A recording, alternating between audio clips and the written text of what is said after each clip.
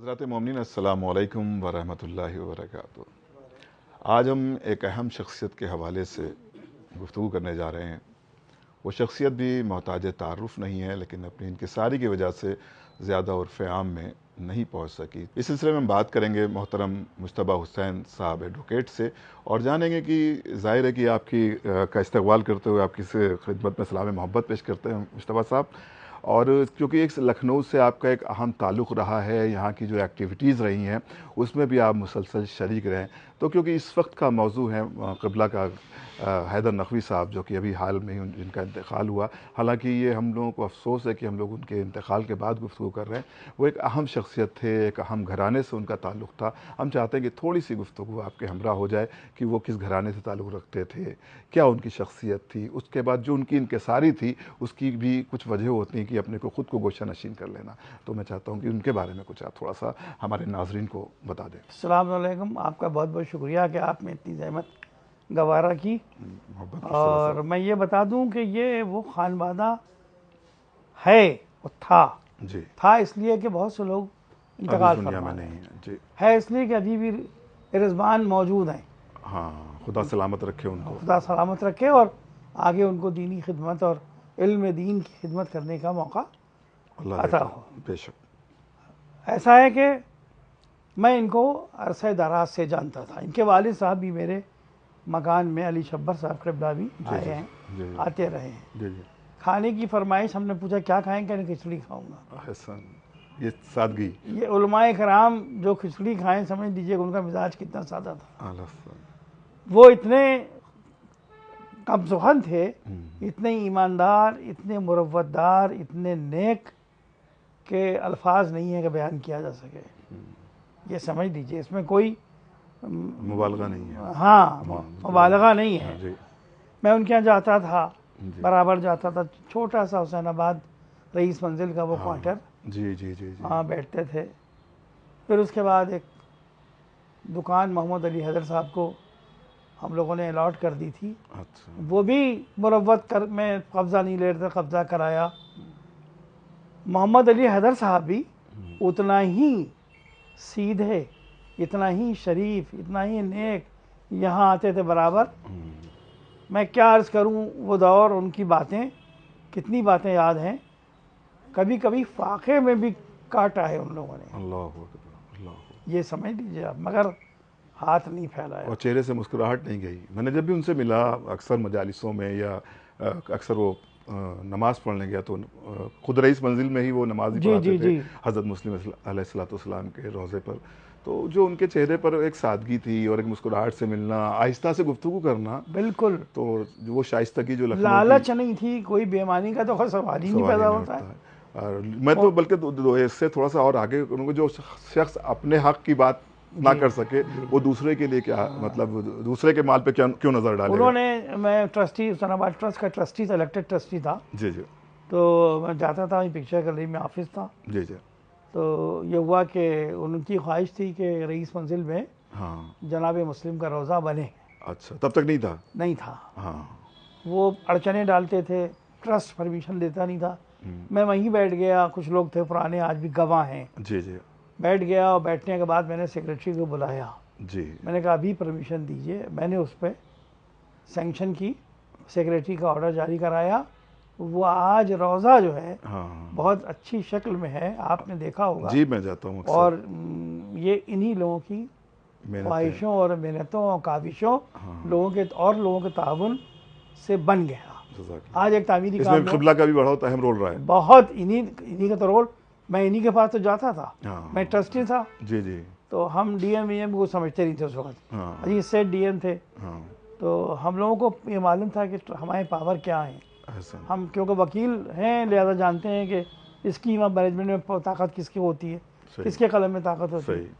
तो ये लोग परेशान भी रहते थे। जाहिर है कि मुदैदर साहब को इसका भी एक अजीम अजर। बिल्कुल। बहरहाल आज अंजुमन गुंचे मेहंदिया उसको जो है देखभाल कर रही है। वहाँ एक लाला हैं जो नुसरत हुसैन साहब, लाला साहब, पूछ लीजिएगा उनसे, वो गवाह हैं। वो कल मुझे परसों मिले थे, कहते आप ही ने तो मेरे सामने ऑर्डर किया। जी। नुसरत हुसैन साहब भी काफ़ी एक्टिव हैं माशाल्लाह से, वो भी अंजुमन गुंचे मेहंदिया के भी हवाले से, और यूँ भी सोशल एक्टिविस्ट हैं वो, और समाज के बहुत से काम कर रहे हैं। ये हुआ एक वाक़या गवर्नर थे उस्मान आरिफ साहब नक्शबंदी, जी जी मेरे बड़े मरासिम थे। जी जी। उन्होंने मुझसे कहा कि जनाब मैं एक शिया आलिम से मिलना चाहता हूँ। अच्छा। तो मैंने सोचा, दिमाग दौड़ाया, मैंने कहा मोहम्मद अली शब्बर साहब, यानी इनके वालिद साहब। इनके वालिद साहब। जी जी, मोहम्मद हैदर साहब के वालिद साहब। मैं रईस मंजिल गया, मैंने कहा मौलाना आपको गवर्नर के, मैं नहीं जाऊँगा। अच्छा। मैं क्यों जाऊँ किसी गवर्नर के यहाँ? अच्छा, ये तो मैंने कहा देखिए अच्छा। मौलाना, हाँ। वो उस्मान आरिफ साहब नक्शबंदी, मौला अली की शान में मनक़बत लिखी है उन्होंने। अच्छा। आप मौला अली के मद्दाह की हैसियत से तो जा सकते हैं। वाह। कहने लगे हाँ भैया भाई ऐसी बात है। तो मैंने कहा आप बेफिक्र रहिए। गाड़ी मंगवाई, गवर्नर हाउस से बैठे, गया मैं वहाँ। जी जी। गेट पर रिसीव करने उनके बेटे मोहम्मद जमा थे। अच्छा। आधे गवर्नर वही थे। अच्छा। वो आए, बड़ी इज्जत एहतराम, बिलू रूम खोला गया। हाँ। और वहाँ शब्बर साहब हम आपके हमरा। अली शब्बर साहब, हम, अखलाक रजवी मरूम, मेरे बड़े भाई, वहाँ यहाँ से वहाँ तक नाश्ते का इंतज़ाम था। तो हुआ यूँ कि इन्होंने, इनकी गुफ्तगू कुछ उनसे अरबी में होने लगी। अच्छा। अली शब्बर साहब की। अच्छा। मैं नहीं समझ पाया, मैं अरबी नहीं जानता। जाहिर सी बात है। उसके बाद गवर्नर साहब ने मुझे कान में कहा, उस्मान आरिफ साहब नक्शबंदी, जी जी। उनका कि ऐसा है कि मौलाना ने एक दीवान लिखा है और दीवान को छपना है, इनके पास तो पैसे हैं नहीं, मैं छपवा दूंगा। मैंने वो बहुत कान में बात कही थी, मैंने वो बात मौलाना अली शब्बर साहब से कही कि हिज एक्सीलेंसी कह रहे हैं कि वो दीवान छपवा दे। बिगड़ गए। अच्छा। कल इसलिए आप मुझे यहाँ लाए हैं? क्या मैं पैसे लेने किसी के पास जाता हूँ? ओहो। मैं किसी हुकूमत के अहदेदार से महारात लेना नहीं चाहता। मैं शर्मिंदा हो गया कि भाई ठीक है, उनकी ईमानदारी, ये उलमा का ये खुददारी, हाँ, खुददारी और ये खुददारी और ये सब चीज़ें। फिर उन्होंने कहा कि ये नाश्ता, उनके नाश्ता तो मैं करता नहीं कहीं जाकर। अच्छा, ये भी एहतियात की उन्होंने? नहीं, कुछ नहीं। गवर्नर साहब ने कहा अच्छा, अपने कहने अच्छा बहुत इसरार है, तो अपने हाथ से 2 घूंट चाय बना दी। ये जुमले थे। तो 2 घूंट चाय उस्मान आरिफ साहब ने बनाई और अपने हाथ से दी, वो उन्होंने पी ली। यकीनन ये बड़ा ही दिलचस्प और नसीहत आमेज वाक़या है। जी। तो इस किस्म के ये लोग थे और इनका डायरेक्ट गुफ़रान माफ़ से इनका शजरा है। जी जी, खानवादा और खानवादा, मगर कभी कोई शान नहीं दिखाई, कभी कोई गुरूर नहीं, कभी कोई आम तरीके से मिलना, आम तरीके से रहना। बहुत हम लोग कहते थे कि मौलाना साहब, एक बार हमने कहा कि एक बम्बई में जाने वाले थे, कल अफ्रीका भेज दें इनको। तो हमने कहा मौलाना साहब अफ्रीका जाइए, सारा इंतजाम करा। ये मोहम्मद हैदर साहब। जी जी। मगर वो नहीं गए। गनी मैं कहाँ जाऊँगा, थोड़ा अंदर बहुत से। ही हाँ, शरीफ नफ्स हाँ, इंसान थे वो। नहीं गए ने कोई बिल्कुल भी। बहरहाल ये कि ऐसे लोग जल्दी देखने को नहीं। अच्छा, कोई वाक़या मोहम्मद हैदर साहब का, जैसा भी आपने उनके वालिद साहब का बताया, कुछ ऐसा वाक़या जो उनकी रूह के लिए भी साले सवाब हो, जो हमारे नाज़रीन हो उनको भी थोड़ी सी इन्फॉर्मेशन हो कि एक सादा इंसान होते हुए भी कितना बड़ा इंसान होता है वो? मोहम्मद हैदर साहब ट्यूशन पढ़ाते थे बच्चों को। हाँ, और ज़फ़र हुसैन खान साहब IAS से इंतकाल फरमा गए जी। उनके लड़के 2 हैं, एक तो IG है, ADG है बिहार में। अच्छा, इस वक्त हसनैन नाम है, क्या नाम उनका? जी जी जी, वो जी, पढ़ाया मुलाकात है। जी जी जी। वो इनके पास आता भी। हाँ ये कम सुखन थे, मुंह से फरमाइश नहीं करते थे। हाँ। हम लोग चाहते थे कि आए कुछ, पहले साइकिल से आते थे, फिर वो उन्होंने वो खरीदी, मोपेड नहीं होती है जी जी। वो, मैं नहीं हैदराबाद में रहता था, जी जी। बराबर आते थे। कुछ दौर ऐसा आया कि मुझे तंगी हो गई पैसे की। जी। ये हुसैनाबाद से कीमा लेके आते थे अपने पास से पैसे से, और मुझसे पैसा नहीं लेते थे। आप ये देखिए, ये एहसास देखिए, वो दौर मुझे भी याद है। ये अली हैदर साहब का ये जज्बा था कि नहीं, हमें जानने वाले कीमा अपने पास से लेके आते थे। ये तंगी में है तो हर इंसान तंगी से गुजरता है कभी। सही सही। तो मैं भी कोई शान बघारने का आदी नहीं है, मेरी कोई शान ही नहीं है। शान तो अल्लाह की और किसी की है ही नहीं। बेशक बेशक, अल्लाह अहले बैत ही की शान है बस, और किसी की शान नहीं। झूठ बोलता है उसको दिमागी जो दिया है, जो मिला है, सब उसी की अता पर मबनी है। तो अली हैदर साहब बहुत बार आते थे, हम लोग बैठते थे, बातचीत करते थे। जी। ऐसे लोग मिलेंगे नहीं, ऐसे लोग नहीं मिलेंगे।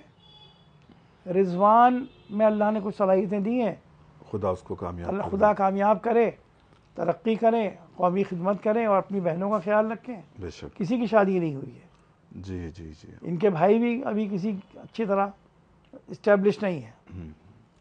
यानी एक दुकान इनका जगह, एक जगह का टुकड़ा इनको अलॉट कर दिया था। जी जफर हसन खान साहब स्टेट ऑफिसर थे, डायरेक्टर स्टेट थे जी जी जी। वहाँ। तो वो मायावती जी वहाँ आ गई, ले ली जगह उन्होंने, अच्छा जहाँ पे उनका ये नहीं है कमला त्रिपाठी कोटी के बराबर। अच्छा। कभी लड़े नहीं, कभी झगड़ा नहीं, कभी असर्ट नहीं किया। हम लोग तो बाकायदा वहाँ नमाज पढ़ाते थे। कुछ हम जोजानाबाद ट्रस्ट में जो हम लोगों से हो सका, जी जी। जो हम लोगों से हो सका वो हम लोगों ने किया, इनकी मदद में किया। मगर वो अमारात के लिए कभी बोलते नहीं थे मुँह से। सही, क्योंकि इनका ताल्लुक़ ख़ानदान इज्तिहाद से था। गुफ़रान माब साहब वहीं तदफीन भी आपकी हुई, लेकिन जैसा कि अभी आपने बताया कि ये उनका ददियाली है, असल जी है, ये जैसा कि उनके बच्चों ने। ये दिलदार अली गफरान माब साहब। जी जी, मैं चाहता हूँ इनके बारे में थोड़ा सा आप वजाहत कर दें कि इनका जो ताल्लुक़ है वो किस हवाले से। देखिए, दिलदार अली गफरान माब साहब जो हैं जी वो उनके बेटे थे, ये रिजवान माब साहब। जी। रिजवान नाम के बेटे थे डिप्टी अली अकबर साहब, डिप्टी कमिश्नर थे ये। अच्छा। उनके बेटे अबू जाफ़र साहब, जी ये सब मौलाना थे। जी जी। अबू जाफ़र साहब के बेटे आयतुल्लाह अली शब्बर साहब, यानी मोहम्मद हैदर साहब के वालिद वालिद। उसके बाद और ये रिजवान अली साहब के हैदर दादा। और गफरान माब साहब जो वो शख्सियत, और इनकी रिश्तेदारी उनसे भी है, अमजद अली शाह से भी रिश्तेदारी न जारी होती है। यानी रॉयल फैमिली से हाँ, ताल्लुक़ है वो भी आपका। है। तो वो दो रिश्ते इनके हुए।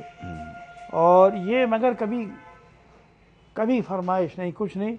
इन्होंने जो दलदार अली माब साहब थे, बादशाह जावत के थे, उन्होंने बुलाया, इतनी दीनी खिदमत की है। आज उनका लखनऊ की जो मरकज़ बना है दारी का, जी जी। उनकी बहुत बड़ी देन है। तो यानी ये बादशाह ने घराना अपना- जो है डॉक्टर कल्बे जी, सादिक जी, साहब जी। वाला, मौलाना ये ननिहाल में से आबिद साहब वगैरह, और इस वक्त मौजूद ये भी आफ्ताब शरीयत मौलाना नवासों कल्बे में जवाद से है। नफ़ीस साहब, ये बिल्कुल अजीज़ थे। बिल्कुल। हाँ हाँ। तो बादशाह ने अपना ताज उतार के जी जी। दिलदार अली गफरान माब साहब के सर पे रख दिया था। हाँ, और उनकी इल्मी सलाहियतों से मरूब होकर। सर उन्होंने इनको बहुत कुछ सीख भी दी जी। बादशाह को। और अच्छा। ये दीनी जो आज आप देख रहे हैं जी जी कि लखनऊ में जितनी भी इमारतें हैं जी जी अवध के नवाबों की बनाई हुई, जी जितनी भी करबलाएँ हैं, जी जी जितनी अवध के नवाबों ने, किसी ने अपने बेटे का कोई महल नहीं बनाया। जितनी करबला आज लखनऊ की ये इबादत गाहें, नमाज गाहें अवध के नवाबों की देन है। हाँ, और जो लखनऊ मरकज़ अज़ा के है, जी जहाँ से पूरे दुनिया में आज़ादारी का पैगाम जी जाता है और तालीमात मासूमीन अलैहिस्सलाम नशो होने का मरकज़ है। और उसी में एक अजीम शख्सियत जिसके हवाले से हम लोग गुफ्तगू कर रहे हैं, मौलाना मोहम्मद हैदर साहब, जिन्होंने, मैंने देखा कि उनकी ज़बान पर मैंने कभी शिकवा नहीं शिकवा सुना। नहीं देखा। हाँ कि, और जाहिर है कि मैं साथ ये कोई गुस्सा नहीं देखा हाँ, होगा। और एक मुख्तसर सी ये हमारी आपकी गुफ्तगू हुई। मोहम्मद हैदर साहब को खुदा गरीक़ रहमत करे और उनके जो अहल खाना, उनको परवरदिगार सब्र अता करे। और ये एक बेहतरीन खराज अक़ीदत है उनके लिए, और ये रिकॉर्ड भी कर लिया गया। लेकिन यहाँ पर एक शिकवा मैं अपने अहबाब, अपने कौम से ज़रूर करूँगा कि इस तरह के जो उलमाए कराम हैं, जो उनको आंखों में बिठाना चाहिए। उनको आंखों में बिठाना चाहिए। ठीक है कि वो नहीं कह रहे हैं, लेकिन हमारी कुछ शरई और अखलाकी जिम्मेदारी होती है कि हम ऐसे अफराद का खुद ख्याल रखें। बेशक मैं और आपकी कि- बात से 100% एग्री करता हूँ। हाँ, क्योंकि देखिए गैरतदार आदमी तो आपके सामने हाथ नहीं फैलाएगा, ना। लेकिन हमारा शरई और मजहबी और अखलाकी फरीज़ा भी बनता है जी। कि ऐसे उलमाए कराम या ऐसे अफराद जो हमारे कौम में, ज़रूरी नहीं कि वो उलमा, या रिजवान साहब को ले लीजिए, इस वक्त उनको हमारे सपोर्ट की ज़रूरत है, हर तरह के सपोर्ट की ज़रूरत है कि मैं उन पर तसल्ली के साथ साथ उनकी उन बातों का भी ख्याल रखूँ जिससे वो अपनी फ़ैमिली को बाकायदा तौर पर अच्छे तरीके से रन करा सके। मुझे लगता है कि ये बेहतरीन खराज अक़ीदत होगा, और यही तालीमात मासूमीन का भी हम पर असर है, इस बात की गवाही देगा। तो मुश्तबा हुसैन साहब, आपका बहुत शुक्रिया कि आपने मैं चाहूँगा एक सूरह फातिहा पढ़ते हैं उनके लिए। जी जी, यकीनन एक बार सूरह सूरह हम फातिहा तमाम नाज़रीन से भी गुजारिश करेंगे जो इस वक्त हमें ऑनलाइन देख रहे हैं कि एक बार सूरह अलहम्द और 3 बार सूरह इखलास की तिलावत फरमा कर मोहम्मद हैदर साहब मरहूम ताबसरा की रूह को इसाल फरमा दें, और उन तमाम मोमिनीन के लिए और तमाम उलमाए कराम के लिए, और जहाँ जहाँ पर भी मोमिनीन है जिनका कोई सूरह फातिहा पढ़ने वाला नहीं, खुदा उन सब की रूहों को इस सूरह फातिहा का कोई इसाल फरमाए और इसका सवाब